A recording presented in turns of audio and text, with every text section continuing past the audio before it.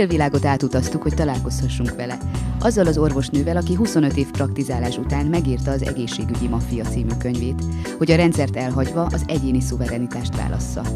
Annyira elkötelezett volt felfedezése iránt, hogy még a börtönt is felvállalta a meg nem fizetett adók és parkolási bírságok miatt. Útlevél, személyi okmányok és bankszámla nélkül is megvan mindene, amire szüksége van. A hónapokig tartó elzártságban örökké szabaddá vált. Megszabadult a folytogató rendszertől, a hatóságoktól, megszabadult minden függőségétől és félelmétől.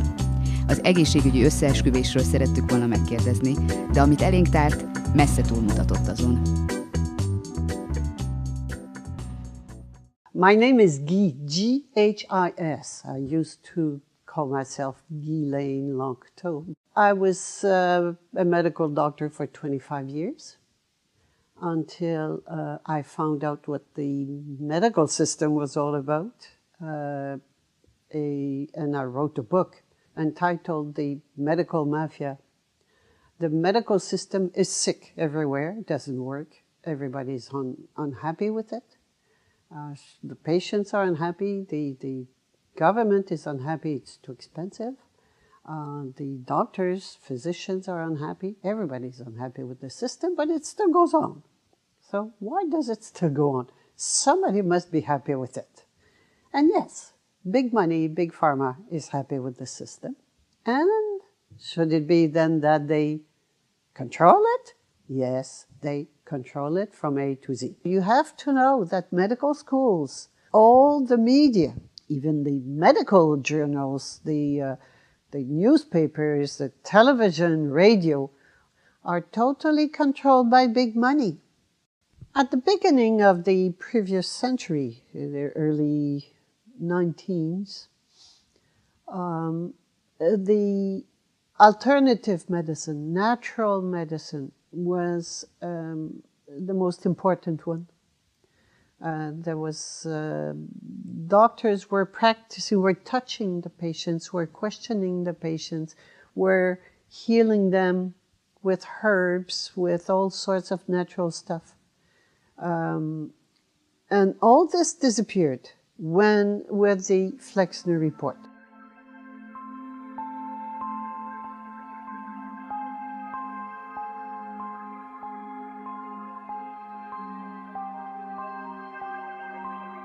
...1907-ben az AMA, Amerikai Orvostudományi Társaság felkérte a Carnegie Alapítványt egy könyvterjedelmű tanulmány elkészítésére az amerikai és kanadai egészségügyi képzés helyzetéről. Ez a dokumentum a 4-es számú Carnegie jelentés nevet kapta.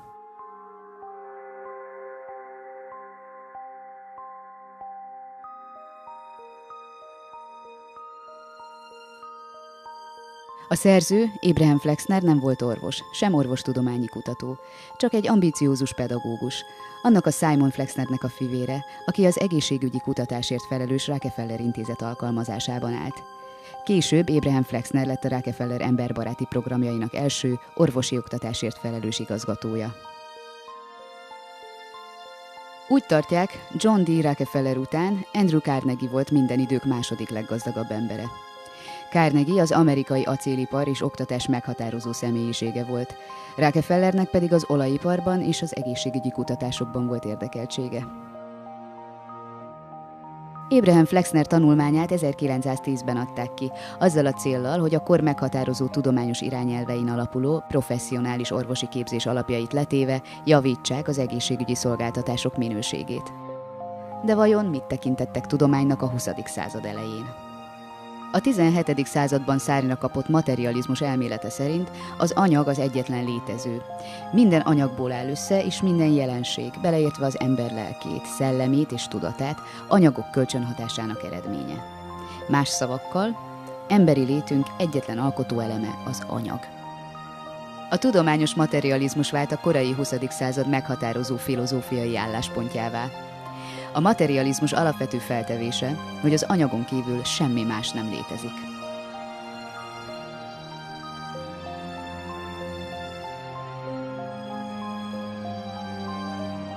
Ha egy feltételezést elég sokáig ismételnek, idővel igazságként tekintenek rá, amely az élet meghatározó törvényszerűségévé válik.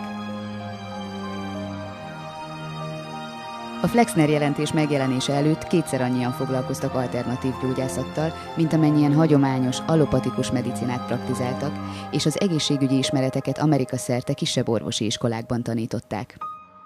A jelentés mindent megváltoztatott, és az amerikai államok hatóságainak erejével felvértezve arra kötelezték az egészségügyi iskolákat, hogy kövessék a Carnegie Alapítvány által meghatározott irányvonalat.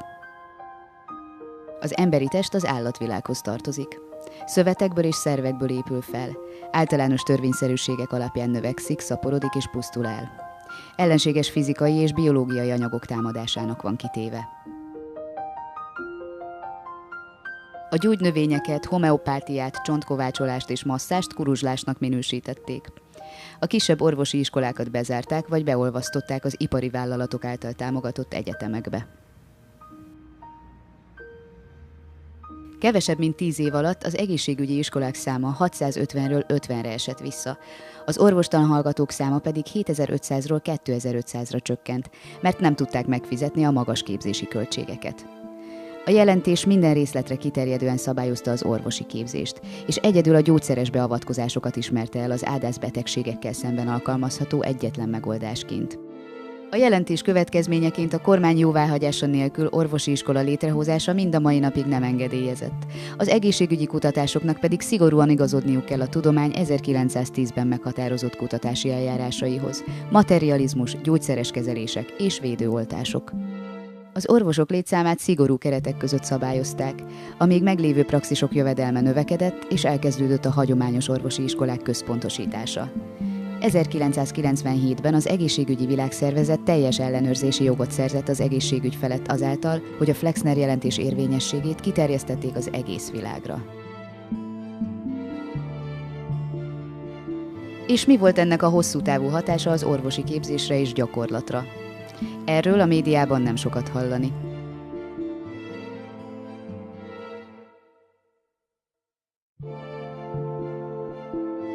A 2003-as gyógyszer általi halál elnevezésű orvosi tanulmány szerint évente csak az Egyesült Államokban 783.936 ember hal meg orvosi műhiba következtében, ami a 164-szerese a szeptember 11-i merényletben elhunyt áldozatok számának. Ez olyan, mintha 6 Jumbo Jet zuhanna le az év minden napján.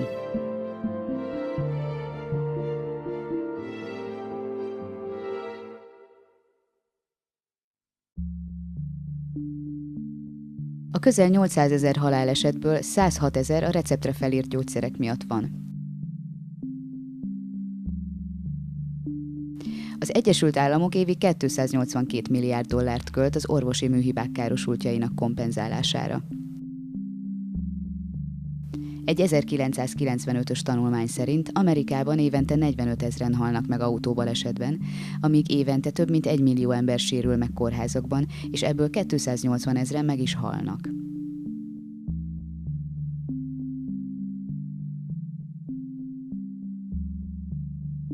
...2004-ben az Egyesült Államok 1,4 trilliárd dollárt költött egészségügyre, a GDP 15,5%-át, aminek több mint egyharmada a gyógyszeripar zsebébe vándorolt.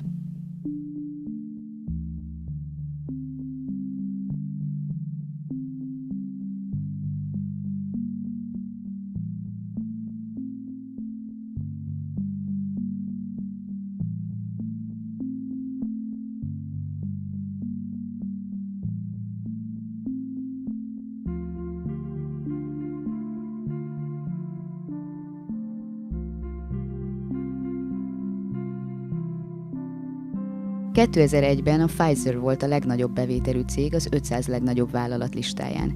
2002-ben a 10 legnagyobb gyógyszeripari cég haszna 36 milliárd dollár volt, ami több, mint a többi 490 vállalat együttes jövedelme.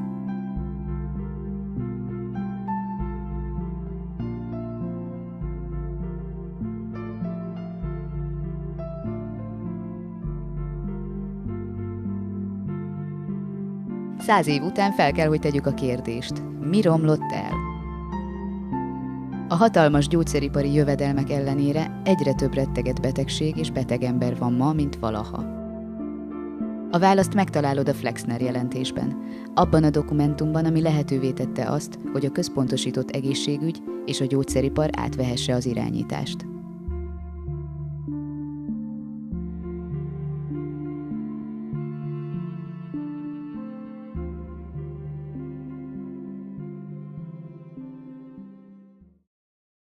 I will tell you about my experience, my personal experience as a doctor. When I was in medical school, I didn't know all of this I'm telling you today.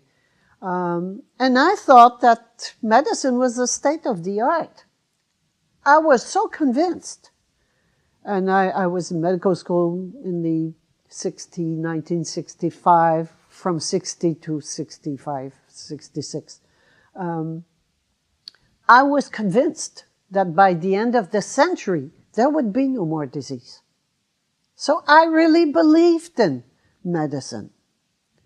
When I came out, I practiced medicine. I was in specialty, but I practiced medicine. But slowly, I started seeing things that did not make sense.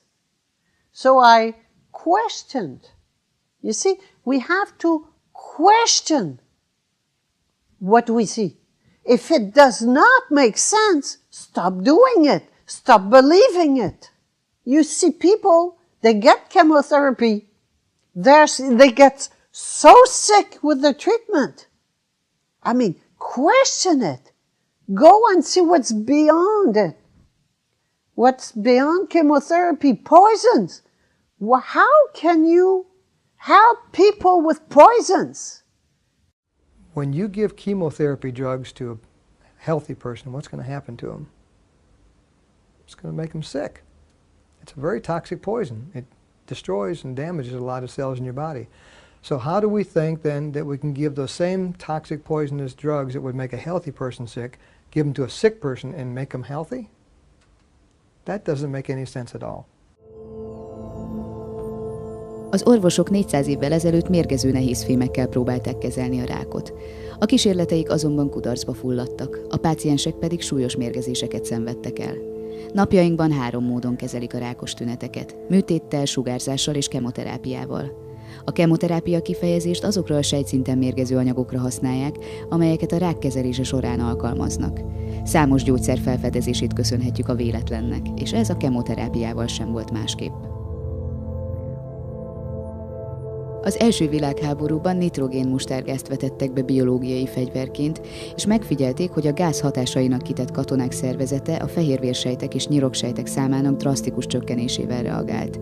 Az Iowai Egyetemen hozzáférhető dokumentumok szerint a nitrogénmustárgázt még ma is használják kemoterápiás kezelések során, még akkor is, ha egyáltalán semmilyen tudományos bizonyíték nem támasztja alá, hogy meghosszabbítaná a ráktól szenvedő betegek életét. Az elgondolás, amivel a sejtszinten mérgező hatású anyagok használatának létjogosultságát magyarázzák, az az, hogy azok hatással vannak a sejtek életciklusára. A kemoterápia valójában válogatás nélkül pusztítja el a gyorsan szaporodó sejteket, az egészséges és a rákos sejteket egyaránt. A rákos sejteken kívül a leggyorsabban szaporodó sejtjeink az őssejtek, ivarsejtek, csontvelő, hajhagymák, valamint a száj- és toroknyálkahártya sejtjei. Ez megmagyarázza azt is, hogy miért veszíti el a haját, válik terméketlenné, vagy szenved száj- és torokfájdalmaktól számos kemoterápiás kezelés alatt álló ember. A kemoterápiás kezelést igénybe vevő betegek elhalálozási aránya 96%. Az akadémikus gyógyászatban számos feltételezés létezik a rák kialakulásának okaira, azonban egyik sem bizonyított tudományosan, és mindegyik a klasszikus tudományos alapokra hagyatkozik, a materializmusra, az emberi lélek figyelembevétele nélkül. A kemoterápia tüneti kezelés, és betegek halnak meg vagy szenvednek a súlyos mellékhatások következtében. A kemoterápia egy veszélyes méreg, amelynek kezelése rendkívüli biztonsági intézkedéseket kíván.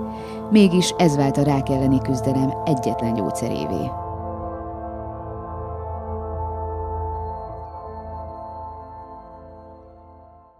It's the same thing with vaccines. You make healthy people, you make them sick. How can you believe such a thing? Here's the million-dollar question. Are vaccinated children healthier than unvaccinated children? Because that's really the bottom line. You know, if what they're saying is true and that vaccinations work, then they should be healthier than unvaccinated kids, right? You got to the heart of the matter. All parents want to have their kids have a procedure, whether it's vaccination or anything, because they want the child to be healthier. Right. And yet you'd think there would be loads of studies showing that vaccinated kids are healthier than non-vaccinated kids. There's not a single study showing that. Not one. There are increasing studies showing the reverse is true. It's the vaccinated kids with autism. It's the vaccinated kids with allergies, with asthma, with neurological problems, with weaker immune systems, with personality disorders, with cancer. Not the non-vaccinated children. Recently, there was a big study on the Amish.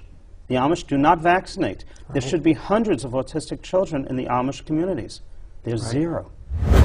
Medicine is a dogma, and doctors are taught to have faith in the dogma. And that's all. And don't ever question the dogma. Otherwise, you become an heretic, and you're killed. You're out. You're destroyed. So that's the way it works. And you believe the doctors, they went to medical school, they know better than you do. They know how to kill you. That's the only thing they've learned. How to make you sick and sicker and kill you. That's what they learn. And you say, oh no, my doctor is not like this. I have a good doctor.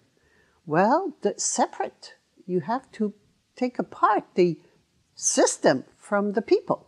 People are nice people. They're dedicated. But they are unconscious, unaware that they are serving big money.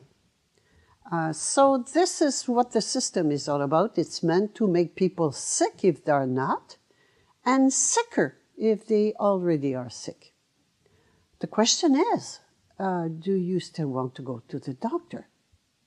And people know, they know deep inside that there's big business going on, big machine. This big machine is a business machine meant to make money, and they can only make money if people are sick.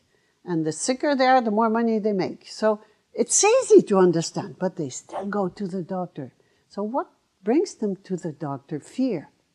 Only fear. If you're not fearful, you'll never go to a doctor. Every year, more than 200,000 people in this country are diagnosed with a brain tumor. New evidence that they say confirms that people with diabetes have a higher risk of developing colon cancer. Hi, everyone. This year, nearly 155,000 Americans will be diagnosed with colon cancer, and about 52,000 will die. Cancer of the pancreas is one of the most deadly, and it's often not detected until it's too late. Each year, about 12,000 women in the U.S. receive a diagnosis of cervical cancer. I've heard that all men eventually develop prostate cancer if they live to be old enough. Is this true? It is true. Surgeons, radiation oncologists, chemotherapy, other forms of the disease in the future. Scare the people to death. Great fear, then you can do what you want. War on cancer. Prostate cancer is the most common type found in men. More than 240,000 men will be diagnosed with it this year. 34,000 will die. So you have to create enemies when you want to keep people fearful. And if you want to control them, they have to be fearful. When there's no more fear, no more control. Az embereket a történelem során mindig ijesztgették valamivel. Ördöggel, pokollal, sárkányokkal, démonokkal.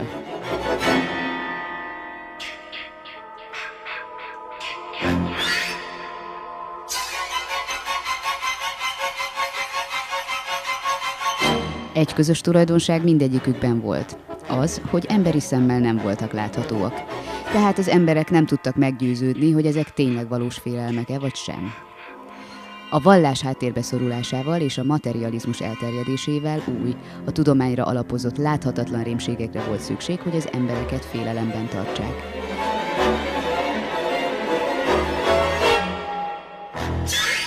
Ilyenek például a vírusok és a baktériumok.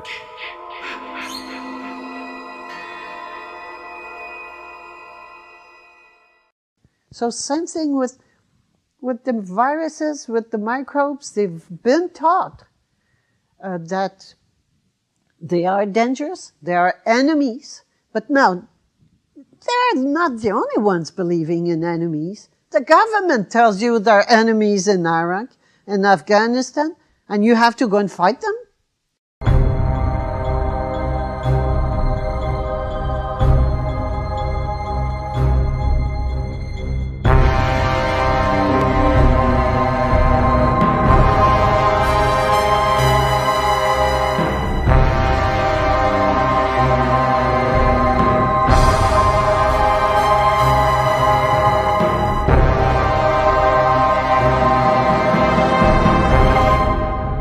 There's no enemy.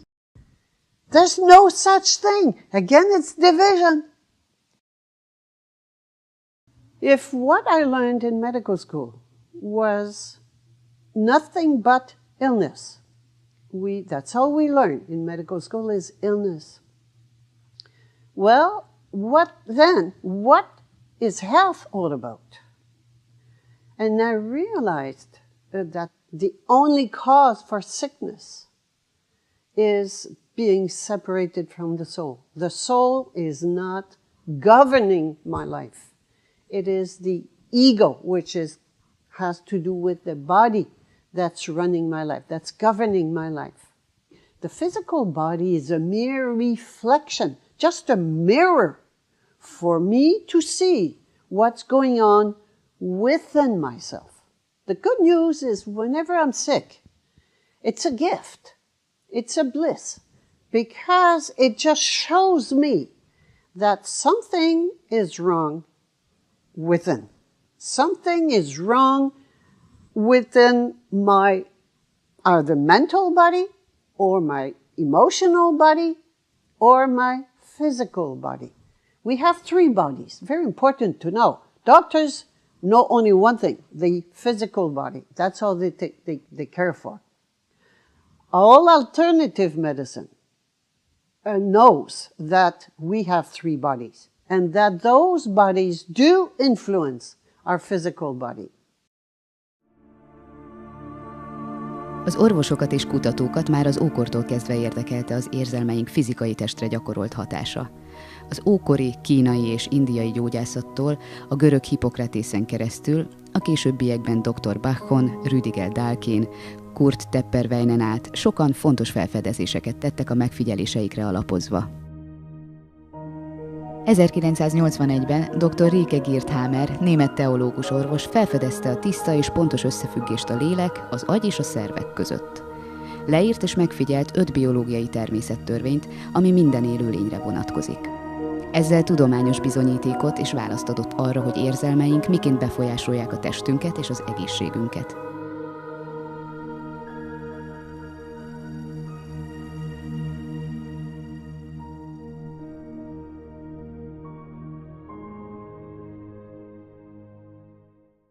So this is alternative medicine. But we have to come out of this. That's not enough. This is still medicine.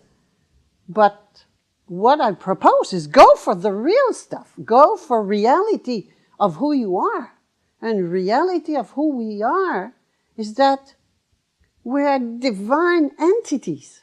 We've always learned that, well, the ultimate authority is outside. No. We created a false God outside.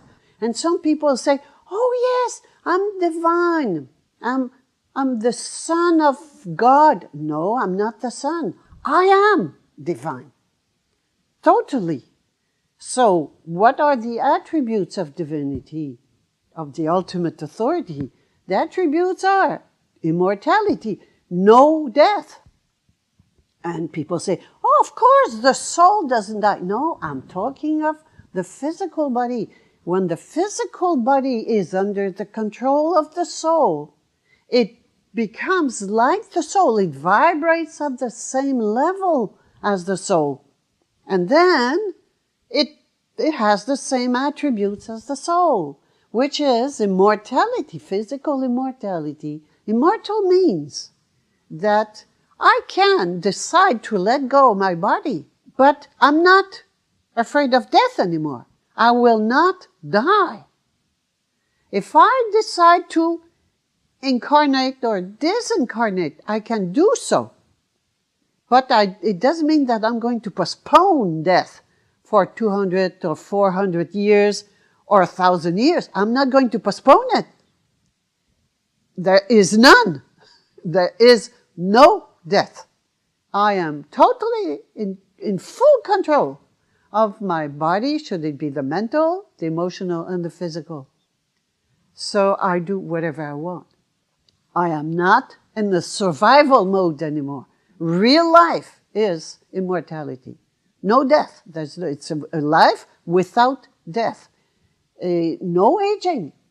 The youth, eternal youth, and perfect health. Olyannyira a mulandó fizikai testünkkel azonosítjuk önmagunkat, hogy közben el is felejtettük, hogy kik is vagyunk valójában.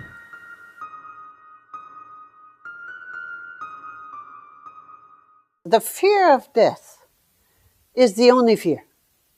Ultimately, if you start digging and digging and digging, at the very bottom, you will always end up on the fear of death.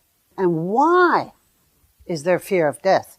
Well, we have a fear of death because we have forgotten who we are. We have forgotten that we are divine entities. And we take ourselves for mortal creatures, but we are immortal. There are parts of myself that are still in the old mode, which means that I'm still getting older, less, but older. But the whole thing is that I don't care. I'm not afraid of what's going to happen. And whatever happens, I know it is perfect. Everything is perfect. I probably will experience immortality during this life. If I don't make it in this time, it doesn't matter, because other people will make it anyway, and I'm everybody. I'm everything. I'm all. So I'm going to make it. We're all going to make it when it happens.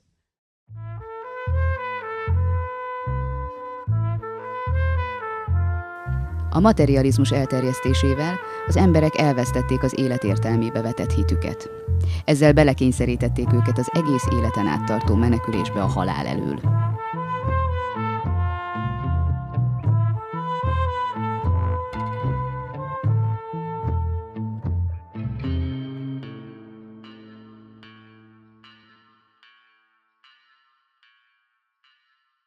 In this world of illusion, yes, we were born, we work, we age, and we die. Are you excited with this program? I mean, it's nonsense. It's a total nonsense. That's not true. But that's what we think is true. And we feel very depressed. When we're 15, we think we can change the world, we can do fantastic things, we're very enthusiastic. And then as we go by, as the time goes by, well, we see that no, we can't do that. We cannot, we have to earn a living, and then we fall in love, we get married, have baby, then have to work for the family, for the wife and the children, or take care of the babies. And then life goes by, and then the babies get married. We have grandchildren, and then we help them with their children, and we become grandparents, and then we die. What the hell is that?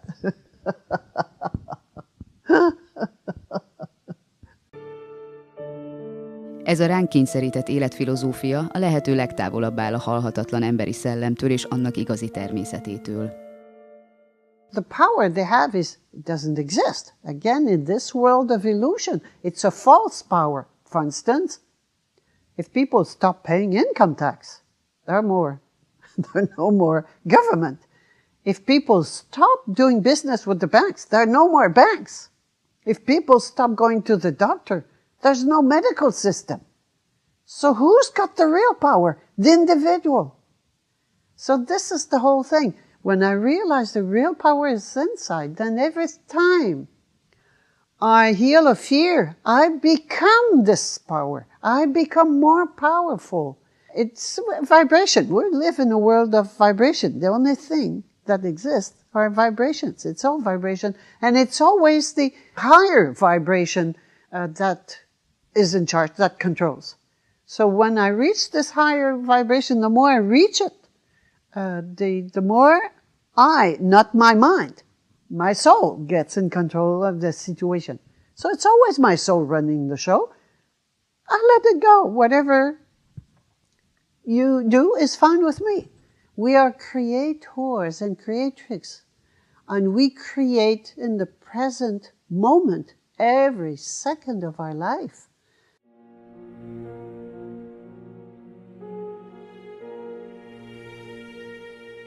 Az univerzumban két állapot van, okozó és hatás.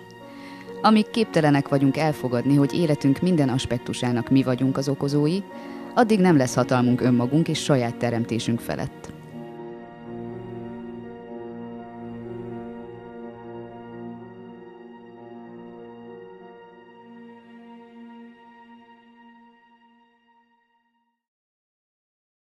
The environment we live in is a blessing again. Yes, it's getting unbearable. Everything is collapsing, and it is normal. It is more than normal. I see it as a blessing that's going to force us to change governance, to quit our old ways of seeing things, our old ways of doing things, and force us to move under the governance of the soul completely. And that is nothing less than a new species. So yes, the human species is dying. It's animalistic. It is still under the control of the animal survival mode. And this is what we have to let go. The stability of Haiti is collapsing. 6 days on and desperation is growing. With resources running out, there's frantic fighting for the little that's left. The streets of Port-au-Prince are filled with lawless looting.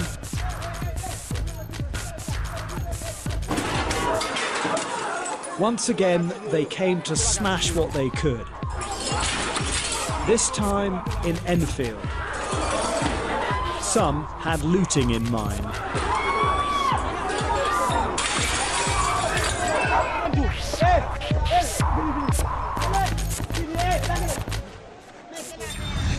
This is happening, whether we want it or not. It is happening. You can see by yourself that all the systems are collapsing. The family system, political system, legal system, economical system. Down 1.7% here, a loss of 37 points. We're down by between 3 and 4.5%. The stock market is now down 21%. Market deteriorate. We're down over 16%. Now down 43%. 600-point loss has fallen about 18%. Life, as most Americans know it, is about to change, in some cases dramatically. 1913, this country died when we adopted the central bank and the Federal Reserve and the fractional banking system. Green dollars are not money. That's fake money that they printed out of thin air. They're using inflation as a hidden tax. And this is all because our government prints too much money, starts too much wars, so they can sell their tanks, their guns, their missiles. Because that's all America exports, is guns, missiles, and tanks.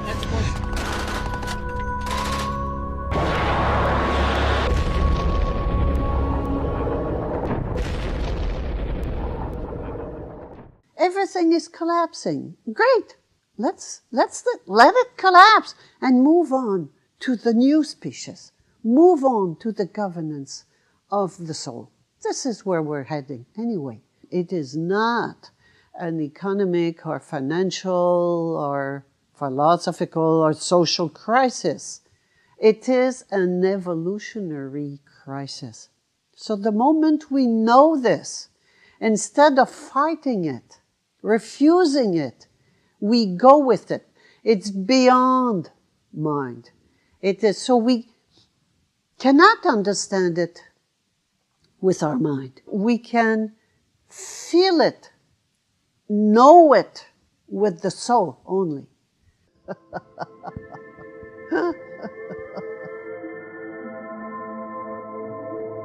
Elérkezett az idő, hogy az ókor bölcsei és látnokai által előrevetített változások valóra váljanak.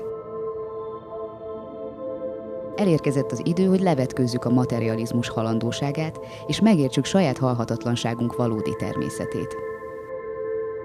Az emberi tudatnak ez a békés, csendes belső forradalma a tudatosságnak egy teljesen új szintjét jelenti majd.